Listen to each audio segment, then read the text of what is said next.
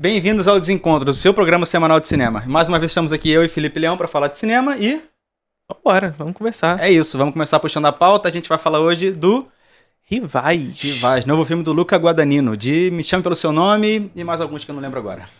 Mas antes disso, vale lembrar que essa semana foi ótima pra nós que somos rivais, inclusive, né? Exatamente. Maravilhoso, que Matheus sugeriu que iria chegar aqui vestido de amarelo e preto pra tentar me zoar de alguma forma com relação ao meu Vasco, né? Mas aí tomou essa pecada também no Botafogo e tá aí, né? Aconteceu o Tite mais uma vez, né, gente? Tá difícil, mas Então, enfim. assim, não tem jeito. Mas Rivais, você gostou? Vamos lá. Gostei moderadamente, um pouco menos do que você.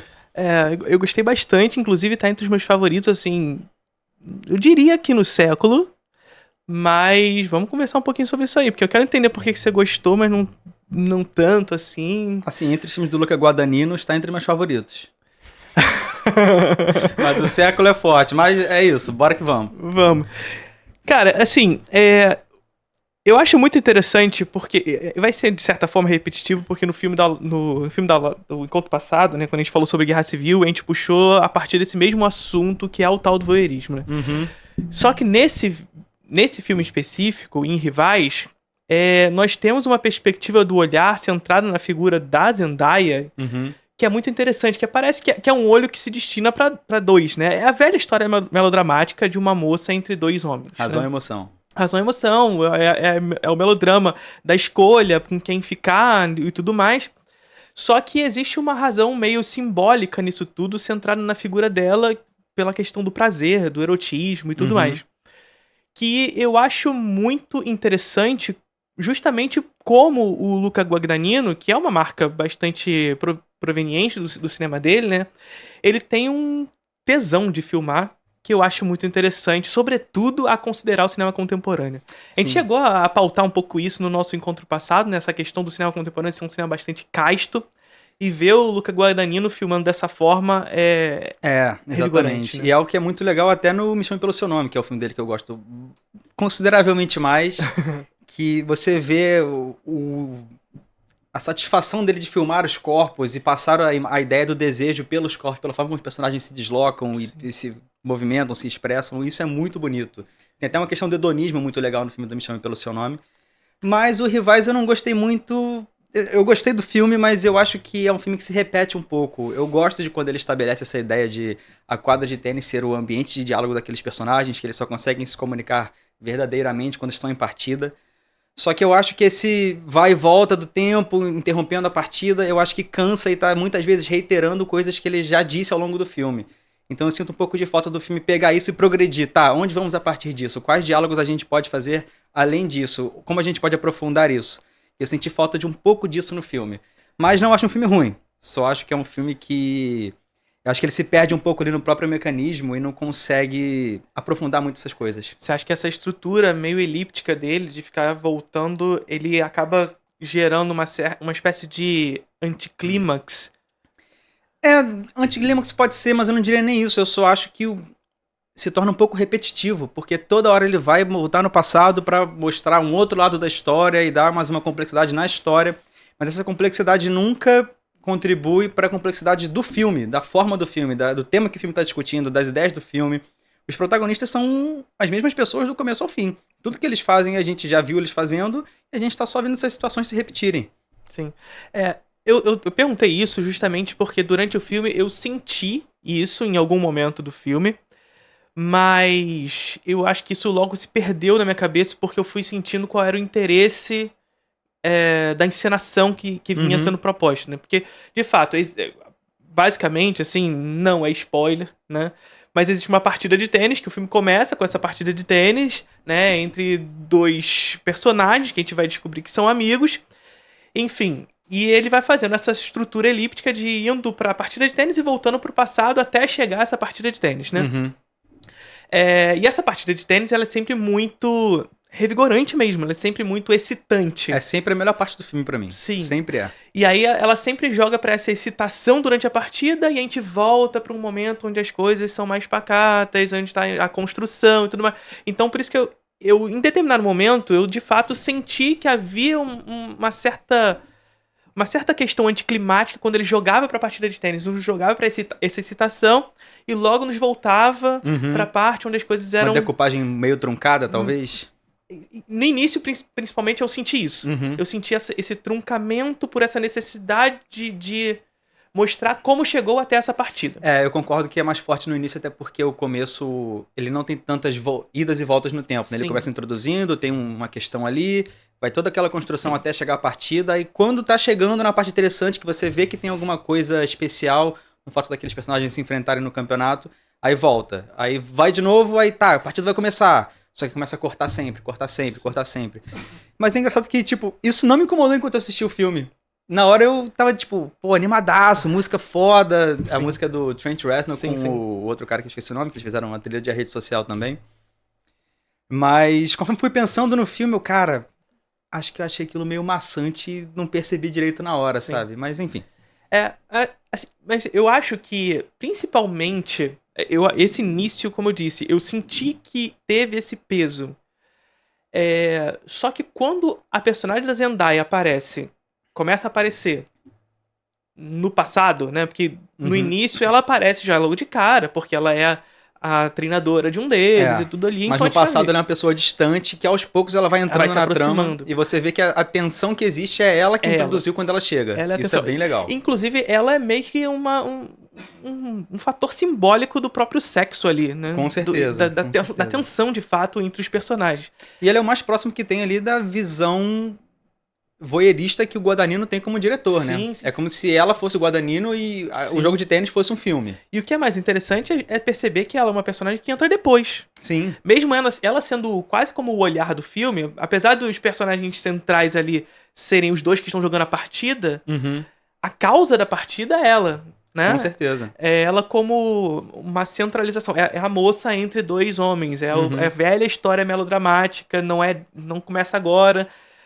Tá desde Interlúdio do Hitchcock até Crepúsculo, é a história da moça entre dois rapazes, a escolha que deve ser feita, o dilema moral que deve ser realizado. Só que a grande questão é como o Luca Guadagnino, ele vai aos poucos inserindo ela como uma figura central, né? Fazendo com que o filme, que era meio supostamente truncado no início, cada vez mais se tornar excitante. Conforme ela vai ficando cada vez mais próxima desses personagens, e a velha questão do voyeurismo que a gente sempre fala, né? O voyeurismo, ele se dá justamente por essa capacidade daquele que olha de se manter distante e seguro para aquele que é olhado. E quando esse que olha se aproxima do mundo olhado, ele se destitui da sua posição voyeur, se destitui da sua segurança e passa a ser parte daquilo. Quando ela passa a se aproximar desses dois, não só se constrói uma tensão sexual entre eles e ela, como uma tensão sexual na própria encenação do filme, que se torna cada vez mais excitante. Sim.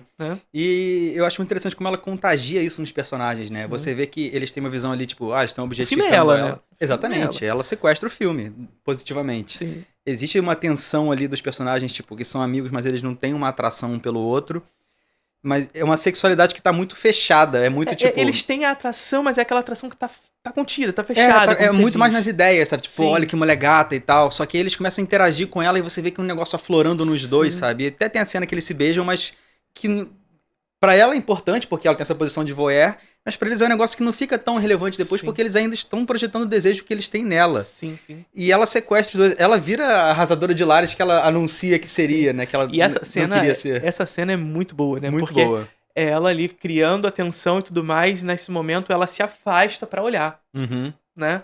É o momento em que a gente percebe ela como, por mais que ela esteja ali, presente, ela seja a mosca da sopa, né? Ela não é a mosca da parede que tá olhando de longe, ela é a mosca que tá olhando de perto.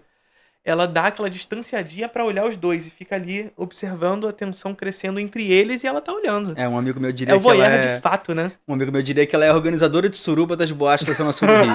É bem isso mesmo. Ela faria sucesso na Fosfobox. Finada Fosfobox. Né? Sim. Mas é muito bom.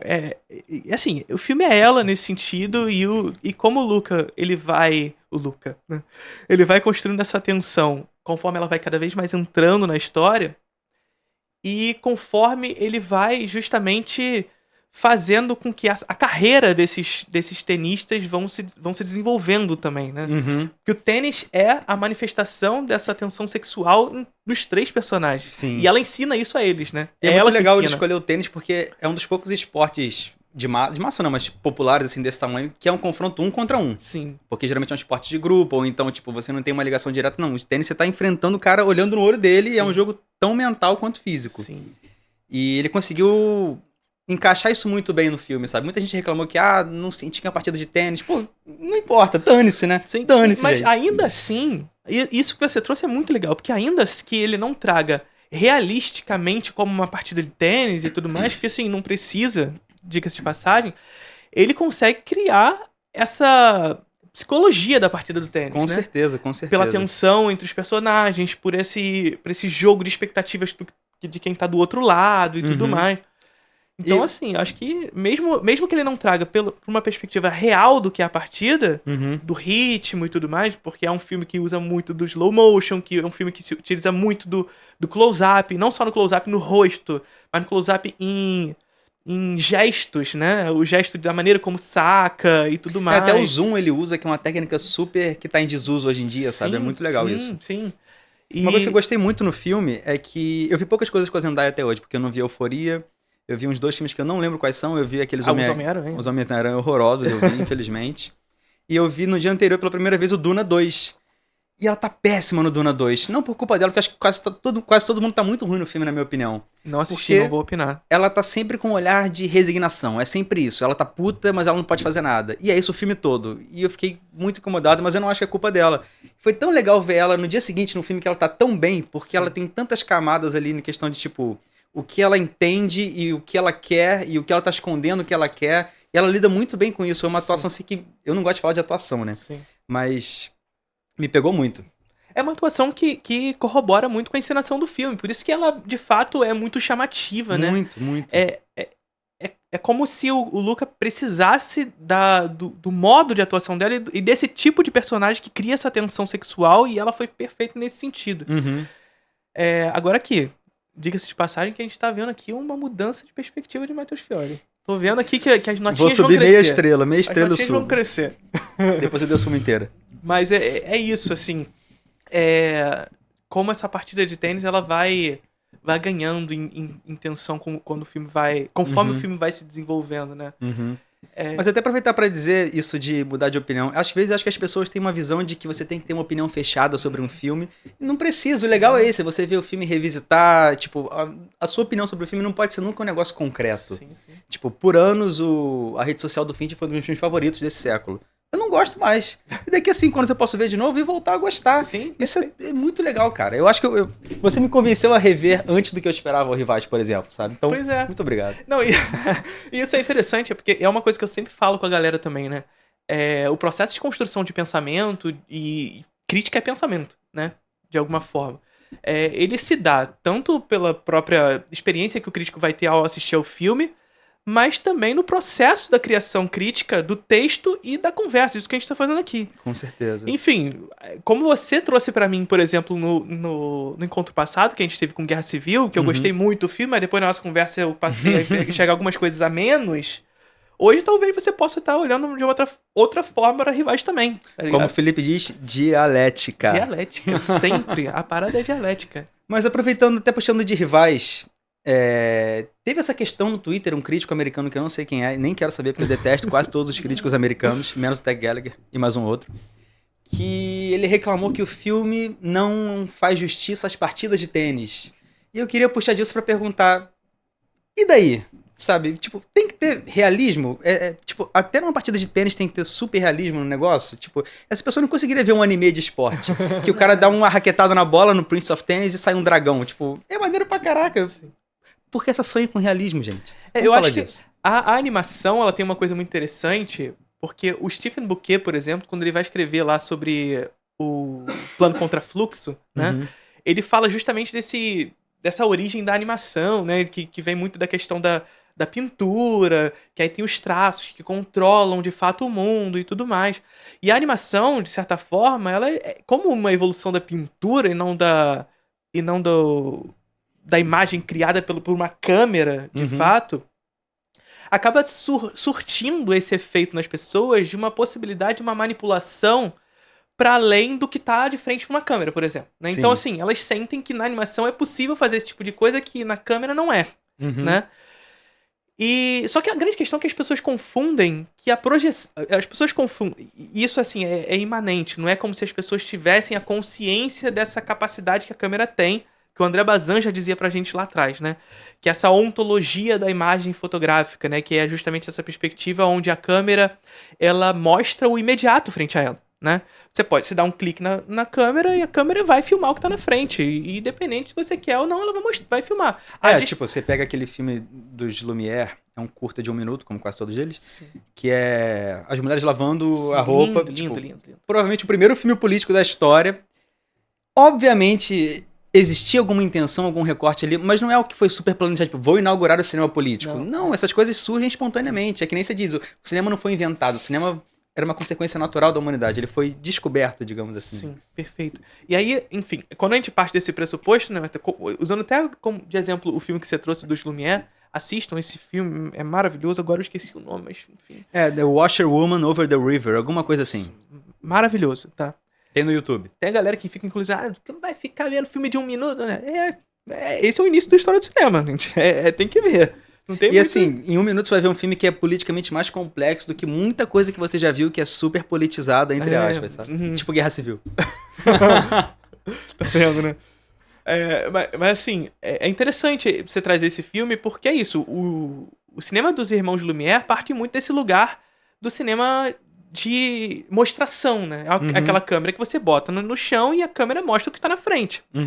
Só que a gente parte do pressuposto que, apesar dessa ontologia da imagem fotográfica, dessa questão de que a fotografia do cinema traz uma autoridade com a realidade, porque ela mostra o que está de imediato frente à câmera, essa mesma ontologia nos traz a perspectiva de que o autor ele tem a capacidade de manipular essa realidade. Exatamente. E quando a gente pega os Irmãos Lumière fazendo esse tipo de enquadramento, mesmo que porventura possa não ter sido pensado especificamente, essa coisa surgiu. Não importa, né? Não importa. O que importa é quando o filme vai pro mundo, o resultado é esse. E a manipulação foi criada, né? Foi realizada. E aí, então, assim, se a gente pega um filme como Rivais, que parte muito desse lugar, enfim, existe a ontologia da imagem fotográfica. E, portanto, o Guadagnino tá mostrando o que está de imediato frente à câmera, né? Mas a grande questão é que, como autor, ele manipula essa realidade. Sim.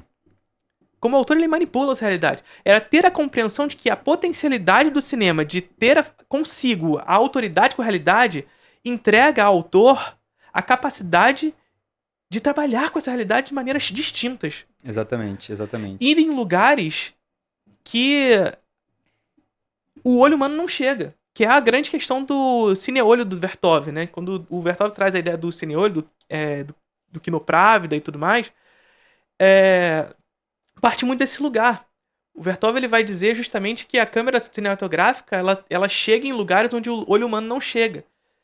E chega com a possibilidade de mostrar ao mundo esses diversos olhares. Né? É você pensar numa luta de boxe, né? Que o espectador do cinema ele tá sentado o espectador da luta de boxe ele tá sentado na plateia e ele olha de uma forma. O boxeador ele tá levando a porra do soco na cara e ele tá olhando de outra. O espectador de cinema tá olhando de todas as maneiras. Isso é manipulação da realidade. É se utilizar da capacidade do cinema de mostrar o que tá de imediato frente à câmera pra mostrar uma outra realidade pras pessoas. E aí é frustrante ver esse tipo de comentário de que, o filme é ruim porque ele não é igual a uma partida de tênis. Porra, liga de um canal de esporte e vê uma partida de tênis. Bota no Sport TV e vê o Federer e o Nadal, joga no YouTube, Sim, sei lá. vai ver a partida de tênis, cara. Sabe? Não é uma partida de tênis, é um filme que se utiliza o tênis, inclusive, pra mostrar uma outra parada. Eu vou até aproveitar pra puxar, é que nem o pessoal que reclama quando o filme não é fiel ao livro. Lê o livro! Sim, por favor, leia o livro. Lê o livro! Porra, o filme é outra parada, que nem, continuações que não deveriam existir. Não vê a continuação, amigo! Ele não vai anular o filme anterior não vai deixar de existir porque tem uma continuação. Essa discussão, eu acho que vale a gente ter isso, mas, é um negócio que é tão rasteiro que me incomoda muito quando as pessoas ainda estão nesse nível de discussão, cara. Porque é um negócio infantilizado pra mim, sinceramente. Sim, isso vai muito na questão do remake, né? Que você falou da continuação, Sim. do remake. Porque assim, remake, gente, é normal, tá? Remake é uma nova maneira de contar a história. Só isso. É claro que a gente pode discutir a questão do remake sob a perspectiva capitalista, que, Sim. enfim, você vai ter uma porrada de remake a partir da questão da nostalgia, que as pessoas... Mas mesmo assim não é novo, né? Que você pensa, o Scarface, que é um filme até que eu não gosto tanto, Sim. mas é considerado um clássico. É claro que É um existe... remake. É claro que existe um contexto, e é isso, sabe? É um autor, é o Brian De Palma pegando aquela história e contando de uma outra maneira, Uhum. tá ligado? É claro que a gente não pode comparar e pegar a maneira como estão fazendo hoje. O problema não é o remake, é o que se faz com o remake, Exatamente. né? É outra história a parada. Assim como o livro. A adaptação de um livro, ela não pressupõe a ideia de que precisa ser igual ao livro, assim como filmar a realidade, que é basicamente... Se a gente pensa o livro, quando a gente faz um filme sobre um livro, e o livro é a adaptação, o filme é a adaptação desse livro, de certa forma, a realidade é a base do cinema. Uhum. É a matéria-prima do cinema. Tá ligado? Não, eu aposto que as pessoas que reclamam quando um filme não é fiel ao livro, elas gostam de algum filme do Kubrick. E com certeza essa pessoa, se procurar no Google, vai achar o autor do livro falando mal do filme do Kubrick. O Stephen King é um dos mais famosos com o Iluminado. Mas o Stephen King não entende porra nenhuma Não de cinema, de porra de nenhuma de passagem. cinema. Ele só gosta quando o filme é ruim. Pois é, então, essa que é a parada. O Stephen King pode ser um baita de um autor de literatura. Quem lê muito Stephen King aí pode estar me xingando agora depois que eu falei isso. E sim, tá tudo bem vocês amarem ele como um autor de literatura, mas ele não entende nada de cinema. Porque se você perguntar pra ele quais são os melhores filmes adaptados da literatura, dos filmes, dos livros dele, é tudo uma grande porcaria. Sim. Aí tu vê os grandes filmes adaptados da obra dele, são os melhores. E geralmente ele gosta São do os que ele filme não gosta. que é feito pelo aquele diretor que é contratado, que ele faz o negócio mais Sim. respeitável possível, porque ele não quer tirar a autoria do Stephen King de ter feito a Sim. história. E Porra. aí o filme é o menos cinematográfico possível É. pra se adequar aos interesses específicos daquele autor de literatura. Cara, não. Aí você pega o autor, por exemplo, de 2001 Odisseia no Espaço, o Arthur C. Clarke? Arthur C. Clarke, ele gosta mais do filme do que do livro. Uhum. Mas, porra, sabe? É o Stanley Kubrick fazendo a parada. O próprio Laranja Mecânica, que eu não sou tão fã do filme, mas Pra é um mim é um filme dos que... piores do Kubrick, Também. mas é muito melhor do que o livro. Eu não diria que é melhor, mas eu gosto tanto que ele é tão diferente porque ele meio que anula o capítulo final inteiro do Sim. livro e ele ressignifica. O fato dele anular ressignifica, porque eu tenho a impressão, eu não leio o livro há muito tempo, mas eu tenho a impressão que o final do livro tá dizendo que tudo aquilo que o Alex fez é porque ele era um jovem. Sim. Então é passageiro. Ele vai Sim. ficar adulto e aquilo vai passar, não vai ter mais aquelas necessidades. E no filme não, ele tá fazendo toda uma análise de como ele é fruto da sociedade, então não fazia Tem uma sentido coisa muito mostrar... mais estrutural, né? Exatamente, não faria sentido ele envelhecer e parar de ser daquele jeito. Sim. Então, tipo, é uma escolha que ele fez de cortar um capítulo do livro que não é ruim, é diferente. E é super legal quando o cara faz um negócio diferente, sabe? Sim, sim. E ele muda a perspectiva e aí é aquela questão, não é mais fiel, então não é mais o livro. Não é mais o livro, é o filme, né? Então, E começa por aí. O Kubrick faz isso também com o Iluminado, faz isso com... E assim, geralmente quem lê Stephen King não gosta especificamente de Iluminado e do Laranja Mecânica por conta disso. mas gosta daquelas porcarias daquele It 2. O Laranja Mecânica nem é do Stephen King. Esqueci o nome do autor também, desculpa. É o Burgess. Anthony Burgess, eu acho. Mas, enfim. Eu acho que assim, é de uma pequeneza mesmo, como você bem trouxe, partir desse pressuposto. Sobretudo quando a gente fala de... Como eu disse, a literatura, quando ela vai ser a matéria-prima para a realização de um filme, ainda assim se pressupõe que o cinema tá lidando com a realidade e não mais com palavras, Uhum. tá ligado? Porque o cinema ele precisa disso que tá na frente da câmera, né? Essa que é a autoridade que o cinema tem, mostrar a realidade que tá na frente dela, tá ligado?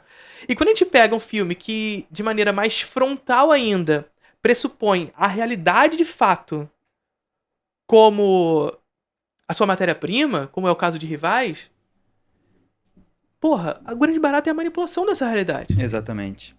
Então não é como se o Luca Guadagnino ele precisasse filmar uma partida de tênis como ela deve ser filmada. Muito pelo contrário, ele manipula essa partida de tênis aos seus interesses específicos. E esse interesse específico é demonstrar essa partida a partir de uma questão sexual, de fato. Uhum.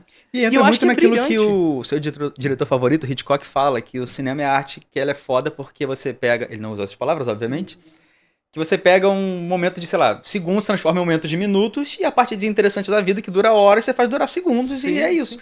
É isso que ele faz na partida de tênis do jogo. Ele Sim. tá dilatando o tempo, fazendo elipses, porque faz sentido pra aquele momento da história, porque eles estão revivendo toda a trajetória deles durante a partida. Sim. Então não tem por que ter a urgência da partida de tênis durante o filme. Sim. Porque não é sobre o jogo de tênis. Sim, não é.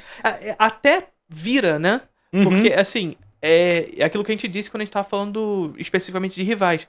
Eu acho que é um filme que, por mais que ele não filme realisticamente a partida de tênis, ele consegue construir simbolicamente o que é uma partida de tênis. Exatamente.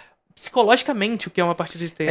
É como aquela adaptação que ela não tem nada a ver com o original, mas você entende que ela capturou a alma daquilo, Sim. sabe? Tipo, eu vou Tem pegar um espírito exemplo. ali, né? Eu vou pegar um exemplo que eu não sei se você vai gostar muito, eu não sei de qual lado você tá nessa discussão, que é o Death Note.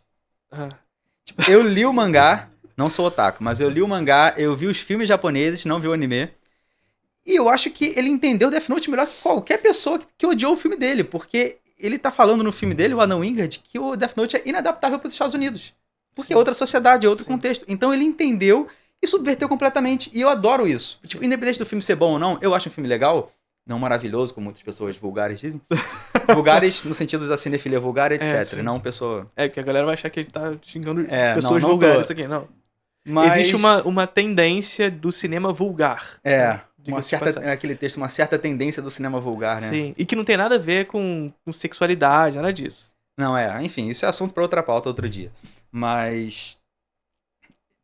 Me perdi meu ponto, caramba. Perdão. Da questão justamente de ser inadaptável. Exatamente, ele tá tratando como inadaptável e entendendo como ele poderia contar aquela história nos Estados Unidos. O que aconteceria se uma criança recebesse um livro, uma criança não, um adolescente recebesse um livro, onde ele pode escrever o nome de alguém e a pessoa morrer? O americano vai usar aquilo pra comer gente. É isso que o adolescente americano vai fazer, gente. Ele vai mostrar pra garota que ele acha bonitinha pra tentar pegar ela. É isso que vai acontecer. É um bom ponto. Não me convenceu o suficiente pra gostar do filme, mas é um bom ponto. De fato, assim, eu não gostei de Death Note não pelo motivo de não ser igual. Fidedigno, né? Eu vi o anime, não vi o mangá. Mas é isso, de fato. O Adam Wingard está fazendo um filme americano, não mais um filme japonês. Então não é pra ele pegar a lógica japonesa pra fazer um filme nos Estados Unidos. Porque você pensa na cena que o protagonista encontra aquele... Esqueci o nome do personagem. Mas um filme que eu acho, por exemplo, que faz muito bem isso, sabe qual é? É O Chamado. O Chamado eu só vi o americano. Só viu o americano? Mas os dois são muito bons. Mas eu gosto. Eu gosto do Chamado com a Naomi Watts, né? Isso. E gosto muito do Chamado Ringu, né? Gosto dos dois. E eu ouso dizer... Posso estar sendo xingado agora, inclusive. Eu ouso dizer que eu gosto mais da Naomi Watts, do americano. E que é um filme que, assim, se você pega o original japonês, é uma coisa. O americano, ele pega as coisas, está ali as coisas, mas ele puxa pra lógica americana. Com certeza. E é isso que tem que fazer mesmo. Sim. E é isso que tem que fazer. Vou voltar rapidamente no Death Note, porque tem um momento que o personagem principal, ele conhece aquele demônio que eu esqueci o nome. É Ryu ou Ryu, que é alguma coisa assim. E no mangá e no anime é tipo... eu sabia que você chegaria, eu estava te esperando. Tipo, você não vai fazer isso no filme, não vai fazer sentido. Sim. O cara vai gritar que nem uma criança. É isso. Tipo, ele tá adaptando. É legal isso, é você pegar uma obra que existe em um universo de uma forma e contar aquilo de outra maneira, com a sua visão. Isso é que é a graça, sabe? Sim. É isso que o cinema oferece de tão legal. Você poder trazer perspectivas novas para as coisas. Sim. É o que a gente falou no início, né? Filme é completamente diferente da animação nesse sentido. São dois formatos diferentes. A animação não é gênero, né? A animação é um formato distinto. E por ser um formato distinto, chega ao espectador de uma maneira distinta também. Sim. Então, assim, no anime tem coisas que você consegue fazer que você não vai conseguir fazer num live action, porque o live action pressupõe essa autoridade com a realidade. Então, coisas que soam absurdas demais no anime não vão funcionar no live action. Posso dar um exemplo de série de TV? Anda. O Dan Harmon, que é um roteirista americano, ele fez Community, que é uma das minhas sitcoms favoritas, acho muito boa, apesar do final ser horrível. Mas que ele vai tentando fazer uns negócios mais viajados, e pra fazer isso ele faz um episódio em animação, um episódio em stop motion, um episódio em 3D, vai brincando várias vezes com isso. Ele foi sentindo essa necessidade de brincar, e aí ele fez Rick and Morty. Sim. Que é uma série que tipo, ela é totalmente sobre as possibilidades de você fazer algo que é impossível sem muitos bilhões de dólares em live action. E é muito legal como ele faz isso, sabe? A animação permite essa viajada. E você pode até pegar filmes mais tipo Akira. Sim. Não teria como fazer o Akira em live action daquela forma, sabe? Daquela forma. Teria que ser uma coisa diferente. Como é que a gente vai fazer um live action do Rick and Morty? Pois é. E aí, assim, dá pra fazer? Lógico que dá, mas tem que fazer a adaptação pra uma lógica de um outro formato. Com certeza. Né? Com Essa que é a parada. Então, assim, por favor, não esperem do cinema ser realista o tempo inteiro. Apesar da base do cinema ser realidade, não espera isso do cinema. O quão mais diferente for, mais chance de ser um negócio legal. Sim. Eu prefiro o filme que falha, mesmo tentando fazer um negócio diferente, do que o filme que, tipo, ele é só quadro por quadro do que a obra original está dizendo, sabe? É partir do pressuposto da manipulação da matéria-prima do cinema, que é a realidade. Exatamente. E essa manipulação dessa matéria-prima, que é o grande barato do cinema, que é onde esses autores trabalham. Exatamente. Né? Bom, uma outra coisa que surgiu, que a gente chegou a tentar dar um toquezinho ali no nosso último encontro, falando sobre Guerra Civil, foi a questão da A24 estar usando inteligência artificial para fazer os posters do filme, né? Isso puxa assunto para uma série de questões envolvendo a A24, sobretudo o método de publicidade deles, o método de marketing deles especificamente, né? Mas também a discussão sobre especificamente a inteligência artificial. É benéfica, não é benéfica? O que é isso? Sobretudo para o cinema, que como a gente estava trabalhando agora, inclusive, é uma arte que se pressupõe ter consigo como matéria-prima a realidade, e aí você começa a utilizar de inteligência artificial para fazer isso. E aí? Pra onde a gente vai? Eu acho que tem muitas questões éticas que precisam ser discutidas na questão da inteligência artificial, mas antes de tudo, pra mim era muito inevitável a A24 fazer uma coisa assim nesse filme, porque é um lançamento muito grande dela, tipo, acho que foi o 5º melhor lançamento deles nos Estados Unidos e no mundo, e hoje em dia a gente sabe que os filmes não duram muito, os filmes e séries, sabe? Tipo, os assuntos mudam, o mundo é muito fluido, muita informação chegando o tempo todo, então era óbvio que o filme ia perder um pouco de relevância. Então, pra mim, é simplesmente uma ação de marketing de sustentação. Sim. É só pra manter o filme em discussão. Tipo, pô, você viu que usaram IA? Caraca, que feio. Mas e o filme, você já viu? Sim. Pô, vou aproveitar e ver o filme pra saber o que tá acontecendo. Sim. É o modelo de atuação do marketing da A24 mesmo. É essa polemização, é o meme, né? E a inteligência artificial, de certa forma, vira meme na internet quando você usa e, inevitavelmente, vai chegar muita gente comentando. Com certeza. E comentar é engajamento, gente. Tá ligado? É hater ou é fã, é engajamento. Então, assim, hater, comenta aqui embaixo, tá? Vai subir o SEO pra caramba, Porra, vai aparecer mais isso. lá em cima na pesquisa Comenta do Google. Bastante.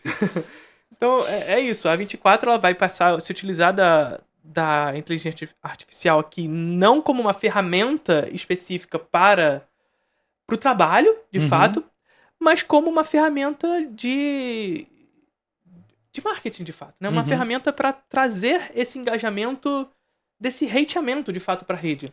E é interessante que esses pôsteres, eles poderiam até ser feitos de uma forma que você ficaria mais na dúvida. Sim. Só que são imagens que não estão no filme. Não estão.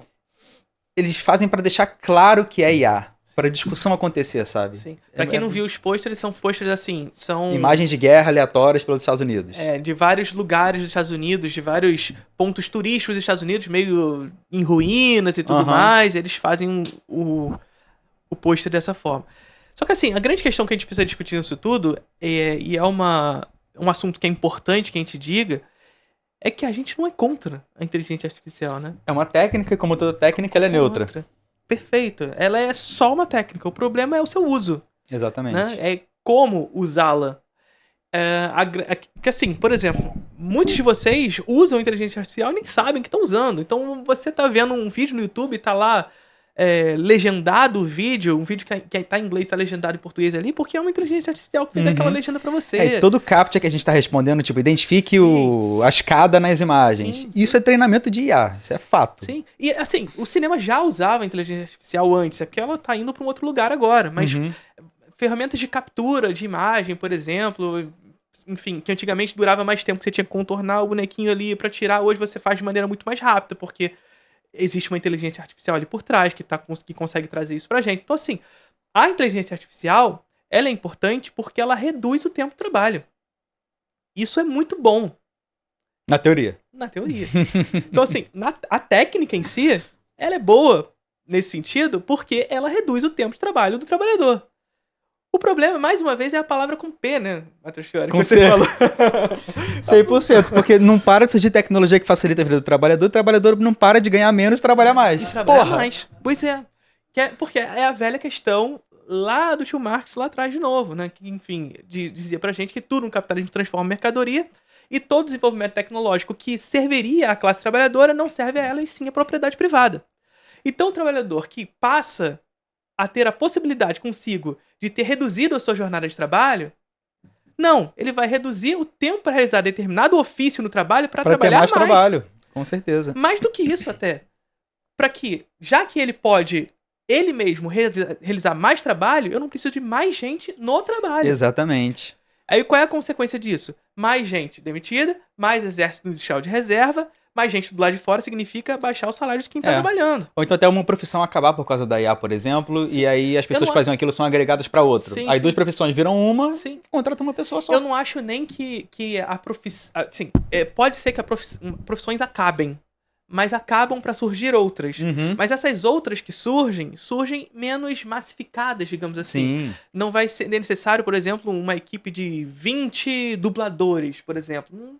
Você bota 2 ali, tá bom, o resto trabalha com inteligência artificial. Exatamente. Como vai ter um monte de dublador do lado de fora, esses que estão trabalhando vai trabalhar por menos, porque tem mais no... Às vezes eles botam um dublador ou outro pro herói e pro vilão, e o resto, tipo, vai ter um cara que vai fazer uma ponta ali no filme. Tipo, Perfeito. Em vez de contratar um cara que vai fazer uma gravação de 5 minutos, vai botar a IA pra fazer. Perfeito. E aí é isso, assim, a inteligência artificial em si, ela não é um problema. Em si, ela não é. Como você bem disse, ela é uma técnica, é um meio. Só que todo meio demanda de um trabalho, de um uso, para chegar a um determinado fim. E esse trabalho está condicionado pelo sistema produtivo onde estamos inseridos. E qual é esse sistema? É o sistema capitalista. Que faz com que toda técnica que é usada, e portanto todo produto, porque tudo se produtifica no capitalismo, vá em direção ao lucro. Ao lucro e ao benefício, portanto, da propriedade privada. E mais uma vez, eu repeti isso no encontro passado, propriedade privada não é o seu Celta na sua garagem. Né? Propriedade privada mais uma vez... Eu tava falando disso com o nosso diretor, Diego, um pouco antes de você chegar, exatamente isso. O cara que ganha 10 mil reais, caralho, eu sou rico, porra, Sim. amigo. Porra. Não, e aí, estão falando da minha propriedade privada, não vão roubar minha casa. Não, não é sobre a sua casinha. Não é sobre a sua casinha, fica tranquilo. Tá ligado? É sobre gente muito maior, sabe? Muito. Não é isso. Então, eu não vejo como problema o uso da inteligência artificial, mas a gente vê que no capitalismo o seu uso é condicionado pela demissão do trabalhador. Sim. A gente sempre vê, por exemplo, indústria de games e cinema, tipo, histórias de designers e animadores de paradas de 3D que estão trabalhando feito corno para fazer uma cena de 2 segundos sendo super mal pagos. Sim. A tendência com a IA é isso ser reduzido porque eles vão perder esse emprego para IA. Sim. E vale dizer também, né, Matheus, de que a gente não deve culpabilizar o trabalhador que usa. Com certeza não. Isso é muito importante que se diga, porque existe todo um movimento que... Aqui, quando a gente tá falando da A24, gente, vai lá xingar mesmo. Por mais que eles queiram isso, como a gente disse no início, isso aí foi marketing deles, tanto que eles não excluíram. Porque se eles tivessem falado, erramos, eles iam excluir, tá ligado? Mas eles não excluíram, é porque eles queriam isso mesmo, eles queriam esse engajamento. E ficaram em silêncio sobre isso. Sim, e ficaram em silêncio. Pode ser que daqui a 10 dias, depois de engajar tudo, eles vão lá excluir, falando, erramos. Quando for sair o filme em streaming, Blu-ray... mas já passou, a galera já viu, tá ligado? Não foi tipo, botou, alguém falou e eles excluíram de primeira, não. Demorou, sabe? Não sei nem se eles já excluíram. Eu acho que não excluíram. Acho que não excluíram. Porque essa era a intenção mesmo deles. Era partir pra esse lugar. Então, assim, a A24, vai lá criticar mesmo. Por mais que engaje, assim, por mais que não vá surtir efeito prático, tudo bem xingar a A24. Mas o trabalhador que se utiliza de inteligência artificial, cara, se esse trabalhador não usa, ele vai ser jogado pra trás. Vai ficar pra trás. Vai isso ficar é foda. pra trás, não tem jeito. Então isso é uma discussão que a gente precisa ter, inclusive no nosso campo, porque, enfim, nós estamos muito nessa pressão, de fato, de uma espécie de caça às bruxas de quem usa a inteligência artificial, e eu acho que essa discussão precisa ser feita, precisa ser crítico ao uso e tudo mais, mas é crítico ao uso, e não a todos os usos. E principalmente pela compreensão de que esse trabalhador não tem culpa de ter que usar. É a mesma história da empresa que demite 5 funcionários que ganham X salário pra contratar o cara que ganha menos. Pô, o cara que ganha menos tá aceitando porque ele tem que pagar as contas. O problema não é ele, é o sistema. E é um sistema competitivo que, assim, mesmo que a pessoa não tenha, por exemplo, Matheus, mesmo que a pessoa não tenha, teoricamente, um patrão, né? Pessoas que trabalham autonomamente na internet, por exemplo. Só que essa pessoa, ela também vive num sistema hiper competitivo que é o capitalismo. E ela precisa postar vídeo 2, 3, 4 vezes por dia. O coleguinha usa inteligência artificial. Tá ligado? Mas ele não. E ele não consegue fazer esse ritmo, mas o colega consegue. Tá ligado? Uhum. Então esse cara precisa fazer, ele se sente obrigado a fazer. Senão ele perde esse engajamento, ele perde... E, gente, é isso, perder engajamento pra quem trabalha com internet é perder dinheiro, é perder comida dentro de casa, é perder essas coisas todas. Então eu não tô falando nem só do trabalhador que tá numa empresa. Tô falando do trabalhador autônomo também. Porventura precisa utilizar. Não é culpa dele. A gente precisa sim criticar os processos, porque... Só que a grande compreensão é de onde vêm esses processos. Por que esses processos acontecem, tá ligado? Não sou contra a inteligência artificial. Sou contra o uso dessa inteligência artificial no capitalismo. Essa que é a parada. E você acha que vai ter em breve alguma discussão sobre legislação em cima de IA? Porque é muito difícil. O direito sempre não consegue acompanhar ao mesmo tempo. Não tem como. O mundo é muito rápido hoje em dia, né? E isso parte do pressuposto também. Uma outra coisa muito interessante que vai nesse lugar, Matheus, o Jean-Claude Carrière, que é um autor do livro A Linguagem Secreta do Cinema, que é um livro assim muito interessante para quem tá começando a estudar cinema. Ele faz esse livro em 1994 e ele fala lá, o cinema vai ser utilizado em tribunais como prova. Né? Isso tem tudo a ver com a questão lá da autoridade fotográfica, né? A câmera mostra imediato frente à câmera, então, teoricamente, ele está mostrando essa realidade e, portanto, enfim, pode ser uma prova em tribunais. Só que a gente ter a compreensão de que no mundo contemporâneo, cada vez mais a gente mostra o imediato que não está na frente da câmera, né? Com inteligência artificial, com CGI, com deepfake, com todas essas técnicas que cada vez mais vão em direção ao realismo e cada vez mais se aproximam da realidade, a ponto de, hoje, a gente conseguir enxergar a ausência ali da técnica, a intervenção da IA na... A intervenção da IA, a técnica não está ainda avançada o suficiente para se pressupor um duplo dessa natureza, digamos assim. Mas e daqui a 10 anos? Daqui a se bobear, né? Sim. Porque o ChatGPT do 3 pro 4 já é um salto absurdo. Sim. E aí, teve até aquele caso daquele filme que tá no cinema agora de terror, Late Night with the Devil. Eu não lembro o nome em português. Mas é um que os diretores foram cancelados porque eles usaram IA, porque tem uma cena do filme que eles precisam fazer uma estética nos 70 e eles usaram IA pra botar um filtro por cima da imagem. Sim. E foram super criticados por isso, sabe? Sim. E essas coisas vão ser cada vez mais comuns e vão acontecer e a gente não vai saber. Sim, sim. Não vai saber, porque a técnica ela vai se desenvolver, e ela vai cada vez mais se aproximar do realismo. O Bazin já dizia isso pra gente. Que toda a técnica no cinema vai em direção ao realismo. Uhum. Né? Só que talvez ele não previsse, ou talvez sim, não sei. Até porque ele não era vidente, né? Importante dizer isso. Essa galera não tá preocupada em prever futuro, né? Mas, de certa forma, é que até mesmo as técnicas que surgem para falsear a realidade vão também em direção a copiar a realidade, né? E quais são as implicações jurídicas disso? Que se o Jean-Claude Carrière tá falando pra gente que o cinema seria utilizado como prova em tribunais, pensar justamente nesse uso de tecnologias como inteligência artificial, deepfake, botando o rosto de meninas em coisas que elas não estavam querendo fazer exatamente, por exemplo. E assim, é o que você disse. A jurisprudência comum, ela é lenta. O julgamento moral é imediato. Tá ligado? Exatamente. Então, pra onde isso vai? Essa que é a questão. Eu vou fazer a pior puxada de gancho que esse programa teve até agora em 2 edições, que é o trabalho de falar sobre isso é dos jornalistas, certo? E, nossa, isso vai ser muito ruim. Mas os jornalistas e os críticos. Surgiu uma discussão esses dias, porque estavam falando sobre o fim da crítica e a crítica e jornalismo, e eu queria puxar também. Vamos falar um pouquinho sobre a separação entre crítica e jornalismo? Vamos.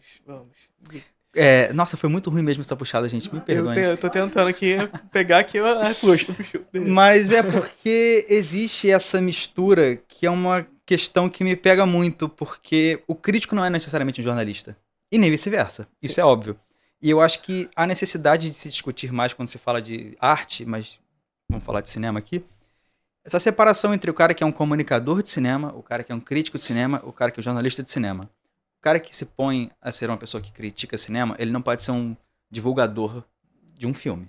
Ele não pode fazer um ad divulgando um pôster do filme ou divulgando o trailer, tipo, assista e tal. Acho que tem que existir essa separação. Mas acho que no jornalismo e na crítica tem uma dificuldade maior de fazer essa separação, porque com o influenciador é mais fácil. Sim. Porque ele não tá dando opinião necessariamente, ele tá só divulgando. Mas com um crítico, o jornalista costuma haver essa dificuldade de separar quando o jornalista, ele tá, na verdade, ele só tem que noticiar. Sim. Uma resenha jornalística não é igual uma crítica de cinema. E o que você acha sobre isso? Assim, eu não julgo o crítico que vai se fazer de alguma publicidade, né? Eu acho que, de fato, ele vai ter que ser... O grande desafio pro crítico quando vai fazer isso é saber muito bem que seu público compreenda que aquilo é uma publicidade, né? Porque, enfim, a crítica de cinema, e é uma coisa que eu sempre digo pra galera, ela é antítese. Ela não pode ser conivente. E por não ser conivente, ela não pode ser conivente justamente com o mercado. Então, a crítica de cinema é aquela que, dentro da dialética, né, ela vai observar a realidade, vai observar, portanto, a natureza, e para a crítica de cinema, a natureza é o filme e aquilo que rodeia o filme de alguma forma, e ao observar esse filme, reagir a ele, né? E quando a gente fala reagir, a gente está dizendo justamente que a crítica é o processo de negativação do filme. E negativar o filme não é falar mal, é ser reativo a ele. Exatamente. É saber que nós não estamos aqui para ser a positivação do filme. Porque dialeticamente, mais não gera nada. Positivo com positivo não gera movimento. Então, é o filme como positivo nessa dialética, nós como negação dessa dialética para gerar síntese. Tese mais antítese para gerar síntese. E essa síntese vai gerar vai ser um novo valor positivo para ser reagido novamente. A roda gira para sempre. Nosso trabalho não para. É aquilo que eu sempre digo também, inclusive, quando eu falo pra gente sustentar o nosso gosto, né? E essa parada da sustentação do gosto, ela parte justamente desse pressuposto onde nós dispomos o nosso gosto ao espectador de cinema e à crítica como um todo. Para que o nosso gosto esteja disposto a novas críticas, sabe? Então nós devemos sempre defender o que a gente acredita sobre os filmes, seja esses filmes gongados pela crítica geral ou não, para que nosso gosto e nossas opiniões, portanto, acerca daquilo, e opiniões essas embasadas, evidentemente, estejam dispostas a novas críticas. Porque essa roda gira o tempo inteiro. Se a gente pressupor que o crítico é esse cara que é conivente e que, portanto, apenas reafirma a coisa, quando eu falo reafirmar, mais uma vez, eu não estou falando que o crítico ele não deve falar bem de filmes, não é isso. Mas quando ele não reafirma a coisa, quando ele não amplia o debate... Exatamente. A roda para de girar. Eu vou dar um exemplo aqui sem citar nomes, porque eu não quero jogar hate na pessoa, até porque eu nem conheço. Mas, por exemplo, eu vi uma crítica num portal muito grande sobre uma obra falando: obra X torna o artista inquestionável. Porra, isso é uma propaganda. Sim. Isso não é uma crítica artística. Isso não é uma crítica musical, de cinema, o que quer que seja. Isso é anticrítico. Isso é anticrítico. Isso é anticrítico. É por isso que uma coisa que vocês sempre perguntam pra mim, quando eu falo que tudo que é perfeito tá morto, é isso. Porque tudo que é perfeito está indisposto à dialética. Exatamente. Portanto, se está indisposto à dialética, ele não está disposto à crítica, não está disposto à negação. E se não está disposto à negação, ele é o que é e acabou. Tá morto. Já isso foi feito. Prejudica... Por isso que é perfeito. Já existiu, já acabou. Isso prejudica o cinema em todos os aspectos. Tipo, os próprios cineastas têm que estar abertos a receber essas críticas negativas, porque muitas vezes as pessoas vão estar certas, sabe? Sim, por mais que eu ache a Pauline Kael uma crítica horrorosa, que bom que ela falava mal do Orson Welles, sabe? Sim, isso. Que bom que ela falou mal de Lawrence da Arábia. Sim, é isso. É importante que haja esse debate dialético de fato. Que haja, mesmo nos filmes consagrados na história do cinema, aqueles que vão negá-los. Exatamente. Sabe? Isso é importantíssimo. Vale trazer a contextualização, né, Matheus? Essa pauta especificamente surgiu no Twitter por conta de um assunto envolvendo a Taylor Swift, né? Eu acho que você pode... Trazendo por alto, assim, saiu o álbum da Taylor e muitas pessoas discutiram o fato de ela reverberar críticas positivas sobre o álbum dela. E, a Taylor Swift é a artista mais famosa do mundo hoje. Então, obviamente, se ela vai divulgar a crítica, muita gente vai conhecer aquele crítico e ele vai ganhar muitos seguidores, vai se tornar relevante, etc, vai ser mais reconhecido. E as pessoas têm medo disso criar uma pressão para as pessoas não falarem mal dela, porque, você vai falar mal, vai chegar uma enxurrada de fã te metendo pau. Você vai falar bem, a artista pode te divulgar. Então, isso prostitui muito o ofício, sabe? Crítica. É muito difícil a pessoa manter uma ética no ofício quando ela tá sujeita a, tipo, ser execrada ou ser, tipo, ter um salto na carreira imenso. Mas eu acho que mais uma vez a gente vai recair no mesmo problema de sempre. Capitalismo. Porque eu acho que essa questão é a indústria da cultura, né? Com certeza. É a indústria da cultura tanto para a indústria da música como a gente está trazendo essa história, como até mesmo para pressupor a ideia da atuação do crítico na internet. Uhum. O crítico na internet, ele vai trazer filmes que possam dar engajamento, que possam dar clique, vão utilizar de uma chamada, filme explicado, sabe? Então, de certa forma, é aquilo que quando eu digo que a crítica é antítese, a gente tá falando que, de certa forma, nós somos antissistêmicos. Sim. Justamente porque o nosso trabalho não interessa ao capitalismo. Não interessa. Ao contrário, o capitalismo nos torna agentes divulgadores. Então a gente deixa de ser o crítico para ser a crítica. A gente deixa de ser o crítico para ser uma porcentagem de tomate. A gente deixa de ser crítico para ser uma porcentagem no Metacritic, para ser uma estrela, para ser um número de estrelas. A gente deixa de ser crítico, por exemplo, rolou recentemente com Mulher Maravilha em 1984, né? Aquele famigerado pôster, 4 estrelas, bom, Omelete. Sabe? Primeiro, o Omelete falou, não foi o crítico, foi o Omelete que falou. E segundo, o Omelete disse só bom. Evidentemente que tem um texto. Evidentemente que alguém escreveu aquele texto. Tem uma opinião sobre o filme, um crítico. Mas não. O que importa é o site que escreveu e se é bom ou ruim. Isso acontece o tempo todo. Eu lembro do La La Land, tipo... Qualquer filme, na verdade. Tá lá, tipo... Passou em muito festival. Aí os críticos dos diversos portais viram no festival. Aí tá lá um monte de estrela. Aí, tipo, Variety. New York Times, Variety, IndieWire. Tipo... Foda-se, tá dizendo nada pra mim. Eu não ligo pra opinião do IndieWire. Eu ligo pra opinião... Não ligo pra opinião, né? Mas, tipo, eu ligaria pra opinião do David Ehrlich do IndieWire. Que ele é horroroso, mas enfim. Mas ligaria pra opinião dele. Matheus é o malvado favorito do nosso canal aqui. Eu detesto os críticos americanos, gente. É muito difícil, muito difícil. Percebemos. Mas eu também não gosto. Então, tamo junto nessa. Mas assim, puxando de volta pra questão da Taylor, é perceber justamente como a indústria da cultura funciona dessa forma mesmo, né, Matheus? Sim. Tanto para a perspectiva do crítico, que precisa de números, e como precisa de números, ele vai moldar, mesmo que ele não tenha o patrão, né? Ele vai moldar a sua atuação para poder se adequar à lógica de ter mais views, porque com mais views ele ganha mais dinheiro. Enfim, e mais uma vez, aquele negócio da culpabilização da pessoa, né? Não é culpa dessa pessoa, ele é submetido a esse sistema. Sim. E houve uma mudança no público que consome crítica também. Sim. Porque, não sei se é necessariamente uma mudança. Consequência disso. Mas é o processo do capitalismo mesmo, da pessoa buscar consumir aquilo que vai reiterar a opinião que ela já tem. Sim. Então ela não vai querer que o crítico discorde dela. Sim. Ela vai largar e procurar o que concorda. Perfeito. Então o crítico que gosta de tudo tem tendência a ter mais seguidores, sabe? O cara que tem um filtro mais baixo tem tendência a ter mais leitores, Eu não mais digo nem mais que o público. crítico que gosta de tudo, mas o crítico que segue o Que gosta a- das coisas certas. e O que crítico se- que falou mal do Madame Teia porque é um filme Sim, bobo, chato, etc, sim. etc. Se o cara gosta, nossa, ele gostou desse filme horroroso, como é que ele pode gostar desse filme que nem as atrizes gostaram? Como é que a gente pode levar em consideração a opinião de uma pessoa que gostou de Madame Teia, sabe? Vai muito nesse lugar. E, assim, Um beijo, Marcelo Hess.